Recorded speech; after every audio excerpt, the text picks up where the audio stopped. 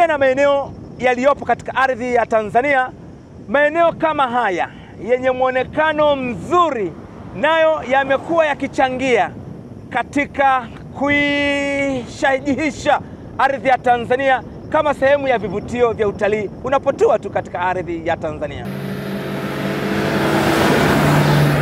Sasa leo Kadoshi TV inakuletea fumbo au mtihani wa kubashiri hii sehemu hapa ambapo ninajimwaya na mandhari nzuri kama hii ni sehemu gani?